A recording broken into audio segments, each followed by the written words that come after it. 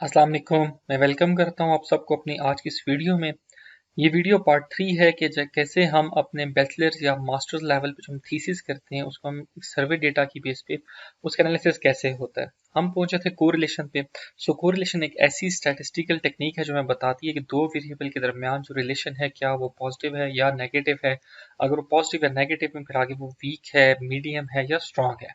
ये एक non parametric test है। नॉन पैरामीट्रिक टेस्ट वो होते हैं कि जिसमें हम डेटा की डिस्ट्रीब्यूशन को नहीं देखते। तो सबसे पहले हम हाइपोथेसिस फॉर्मुलेट करेंगे। हाइपोथेसिस इस तरह फॉर्मुलेट करते हैं, ये हाइपोथेसिस मैं आपको समझा रहा हूँ कि नल हाइपोथेसिस आप इस तरह लिखेंगे कि दोनों वेरिएबल के दरमियान कोई रिलेशनशिप नहीं है। There is no statistical significant relationship between Turkish Qatari relationship and capital investment. Rho is equal to zero. इसका मतलब है rho is equal to zero, कोई इनमें कोरिलेशन मौजूद नहीं है। अल्टरनेट हाइपोथेसिस, इसको आप नन भी हमने कह दी, इसी से रिलेटेड है। इसमें हम लिख देंगे कि एक स्टैटिस्टिकली सिग्निफिकेंट रिलेशनशिप दो वेरिएबल के दरमियान लाई करता है। अब ये पी नॉट जो है ये जीरो की इक्वल नहीं है, या तो ये जीरो से बड़ा होगा तो पॉजिटिव कोरिलेशन, अगर जीरो से छोटा है तो नेगेटिव कोरिलेशन। ये हमारे पास कोरिलेशन के आउटपुट हैं, लेकिन क्वेश्चन ये अराइज होता है कि हम कैसे एनालाइज करेंगे। सो हम एसपीएसएस में चलते हैं। आप में एसपीएसएस में सिलेक्ट करना पड़ेगा, एनालाइज पे आप क्लिक कीजिए। एनालाइज के बाद कोरिलेट पे क्लिक, देन बाइवेरिएट पे क्लिक करना है। इसके बाद ये चार वेरिएबल मैंने आपको जो वीडियो 1 में बताया था कि हम हमेशा वेरिएबल को कंप्यूट करते हैं। कंप्यूट करने का मतलब ये है कि हम तमाम वेरिएबल जो कोई क्वेश्चन जो पूछा होता है किसी एक खास वेरिएबल से रिलेटेड, हम तमाम के तमाम क्वेश्चन को एवरेज ले लेते हैं। सो मैंने यहाँ एवरेज लिया हुआ था टीक्यूआर, एक्सपोर्ट, कैपिटल इन्वेस्टमेंट और जॉब अपॉर्चुनिटीज का। मैं उनको सिलेक्ट कर लूंगा। सिलेक्ट करने के बाद हमेशा अब याद रखिएगा, आपने जब सर्वे डेटा लिकेट स्केल पे कलेक्ट किया होगा तो आपने स्पीयरमैन कोरिलेशन फाइंड करना है। मेरी इस रिपोर्ट में रेफरेंस भी गिवन है। अगर आपको मेरी रिपोर्ट चाहिए आप मुझे व्हाट्सएप पे कांटेक्ट कर सकते हैं या ईमेल कर सकते हैं। सिर्फ आपने ये करने के बाद आपने इसको ओके प्रेस कर देना है। आपके पास कोरिलेशन के रिजल्ट्स एसपीएसएस में आ जाएंगे।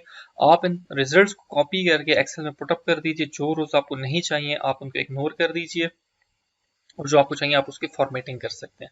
मैंने फॉर्मेटिंग करने के बाद ये सारे रिजल्ट वर्ड में पेस्ट किया। इसमें आपको बता देता हूँ कि ये है क्या। फॉर एग्जाम्पल अब मैं कह रहा हूँ कि कैपिटल इन्वेस्टमेंट और तुर्किश कतरी रिलेशनशिप, इनके दरमियान क्या कोरिलेशन हुई है, 0.493।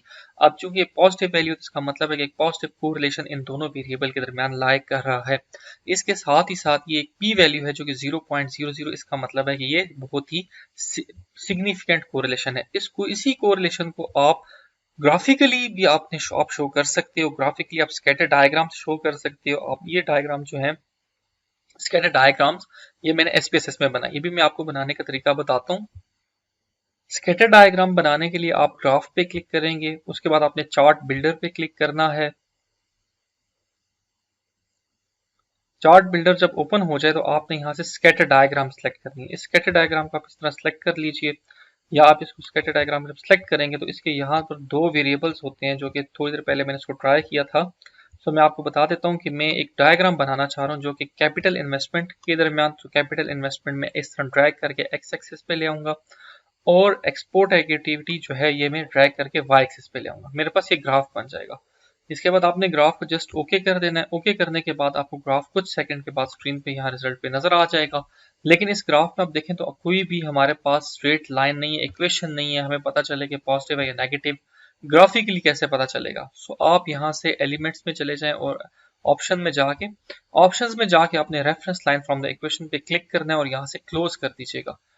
ठीक है, उसको यहाँ से आप जैसे ही क्रॉस करेंगे आप देखेंगे आपके पास मेन ग्राफ में जो इक्वेशन है, आपके पास एक लाइन बन जाएगी। आपको ये बता रही है कि ये कोई पॉजिटिव कोरिलेशन एग्जिस्ट कर रहा है। सो इस तरह आपने कोरिलेशन करना है। ये ग्राफ आप यहाँ से कॉपी कर सकते हैं और आप यहाँ पे वर्ड में पेस्ट कर सकते हैं। इंटरप्रिटेशन आप कैसे करेंगे? आप सबसे पहले लिखेंगे कि हमने कट ऑफ वैल्यू सेट की थी ताकि हम सिग्निफिकेंस को चेक कर सकें।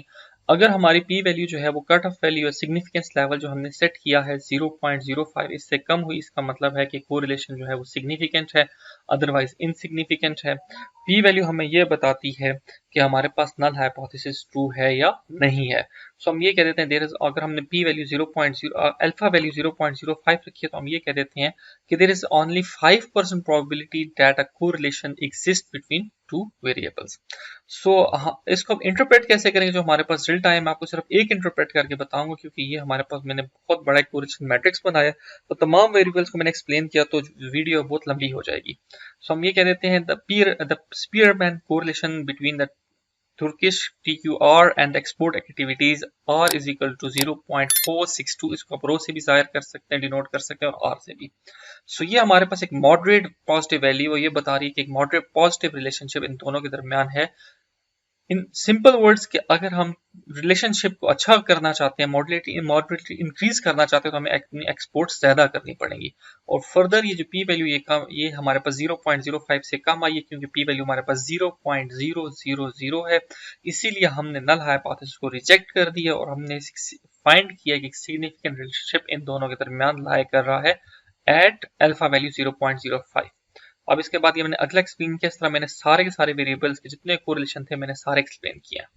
चूंकि आपने एक पूरा कोरिलेशन मैट्रिक्स बनाया, आखिर में आपको कंक्लूजन देना पड़ेगा, तो कंक्लूजन आपका ये होगा कि हमने कंक्लूड किया है कि TQR और एक्सपोर्ट के दरमियान TQR capital investment, export activity और कैपिटल इन्वेस्टमेंट, एक्सपोर्ट एक्टिविटी और जॉब अपॉर्चुनिटीज, कैपिटल इन्वेस्टमेंट और जॉब अपॉर्चुनिटीज के दरमियान एक पॉजिटिव और एक सिग्निफिकेंट रिलेशनशिप लाया कर रहा है, जबकि हमारे पास कोई सिग्निफिकेंट जबकि हमारे पास कोई सिग्निफिकेंट रिलेशनशिप लाई नहीं कर रहा TQR और जॉब अपॉर्चुनिटीज के दरमियान, इनकी पी वैल्यू 0.05 से बड़ी आई होगी और हमारे पास कोरिलेशन की वैल्यू बहुत छोटी आई होगी। सो ये आज की वीडियो जो हमारे रिसर्च का था, कोरिलेशन तक मैंने एक्सप्लेन कर दिया। नेक्स्ट वीडियो में मैं आपको रिग्रेशन एनालिसिस बताऊंगा और वो आखिरी वीडियो होगी। वीडियो देखने का बहुत शुक्रिया। आपका कोई भी प्रॉब्लम है आप मुझे व्हाट्सएप कर सकते हैं, ईमेल कर सकते हैं। काइंडली चैनल को सब्सक्राइब कीजिएगा, वीडियो को लाइक कीजिएगा, क्वेश्चन आप मुझे कमेंट्स में पूछ सकते हैं। बहुत शुक्रिया। अस्सलाम वालेकुम।